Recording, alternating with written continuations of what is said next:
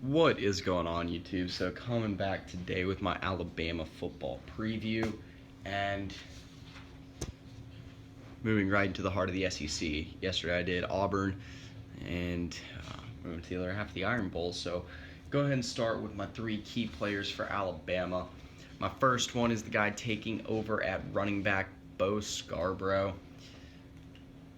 He's moving into a big role. He's got big shoes to fill. It doesn't seem like it's just of Derrick Henry, also for Kenyon Drake. Both guys were huge for Alabama last year. And, Bo Scarborough is a guy that has been big when he's been put into a role, when he's actually been put into a role in a game, but he rarely has. A guy that in my opinion, has all the athleticism in the world, has all the ability to take over and be the star running back at Alabama. But again, he's going to have to step into some big shoes. Damian Harris, another solid option behind him as well. So my second key player is the guy taking over at quarterback, and that is Blake Barnett. Will be coming into his redshirt freshman year. I believe a four-star recruit coming into college, and all signs point up for him. Again, it's hard to tell. Alabama hasn't started a freshman or a guy that young in quarterback in a while. And again, it's going to be interesting to see how it goes. He's got a very strong defense behind him. He's also got a very good set of wide receivers and a good tight end in O.J. Howard. Like I said, you got weapons between Ardarius Stewart and especially Calvin Ridley, enough to throw to. One of the big losses is going to be Cam Robinson, most likely done, at least from what I've seen. I do need to pay a little bit closer attention to what's happened with that whole situation. But after his arrest, I know that things aren't looking too good for him. So my third key player is, again, kind of a new name taking over at linebacker, and that's Tim Williams. So losing Reggie Ragland's going to hurt. He was, in sorts, the heart and soul of the defense. He was on a very talented defense last year, but it seemed like he was the guy working the hardest, chasing down tackles, and just really the leader of that defense. So this year, it's got a lot of talent up and down. He's got help at even linebacker. Reuben Foster should be good. Keith Holcomb also should be a weapon along that defense. I never used the word weapon for a defensive player before. But anyway, move into my X Factors. First one is the next group stepping up. Pretty much every single player I've mentioned as my key players is a new starter for this year. Blake Barnett taking over at quarterback. Like I said, he's a redshirt freshman. Bo Scarborough taking over at running back. Had very little playing time last year and is stepping up as a sophomore.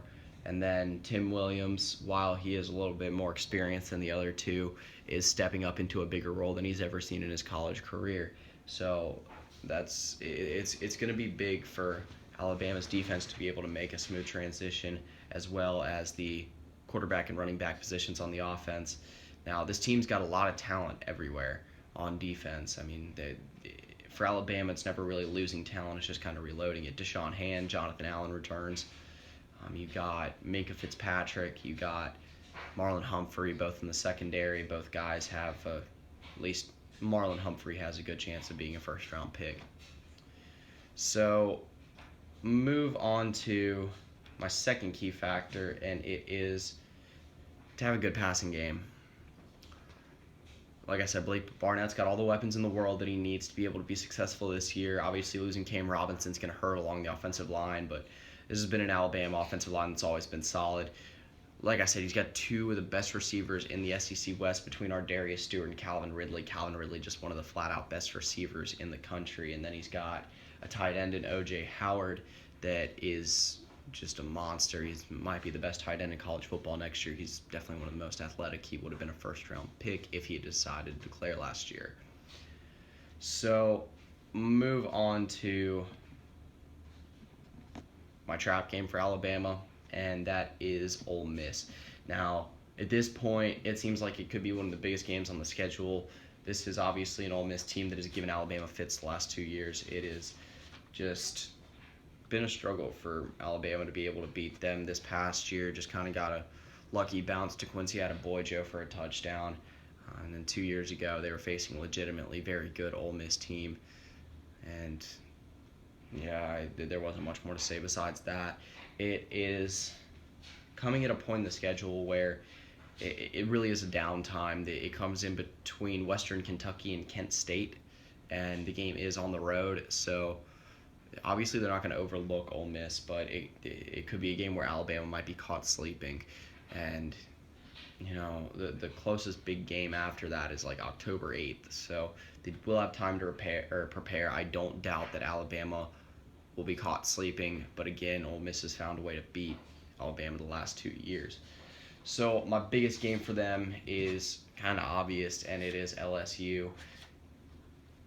They haven't had any problem beating LSU the last couple years, but this should be an improved LSU team. It is one of the most talented LSU teams in the country. I talk about them a lot. It is a team that just, if they can find a passing game, they'll be fine. If Brandon Harris can actually improve and they can find a little bit more tailored system to Brandon Harris, if Cam Cameron can finally expand the playbook a little bit, then I think LSU can be very dangerous. But talking about Alabama, they're coming back against a more experienced LSU team, an LSU team that brings back a lot of weapons that Alabama was not able to bring back this year. Obviously, Leonard Fournette and Derrick Henry was a great matchup last year. Alabama completely shut down Leonard Fournette, but LSU still has Leonard Fournette, and Alabama does not have Derrick Henry. So that'll be an intriguing matchup coming later in the year, November 5th. Mark it down on your schedule for Alabama fans or just SEC and college football fans in general. So get into my record prediction for Alabama, and I think they're going to end up going 13-1. I think this is a team that will end up losing in the college football playoff. I think this is a team that can bring home another SEC championship, though. It's going to be a tighter contest for the SEC this year. LSU is going to be better. Ole Miss is still going to be that same old team, but the East is going to be a lot stronger, in my opinion. Georgia's going to be a little bit better. I think Florida's going to be a whole lot better, and I think Tennessee is going to be a whole lot better. And then, at least how my predictions go, they're going to have to end up facing both Tennessee and Florida. That Tennessee game is not one to be overlooked either. Saturday, October 15th, obviously, third Saturday in October this year, they were playing in Knoxville, a game that was very close last year, decided by only 1 point. So that pretty much does it for my Alabama preview. If you've not seen any of the rest of my previews, go check those out. I'll put the link to the entire playlist in the description below. But yeah, that's pretty much it. See ya.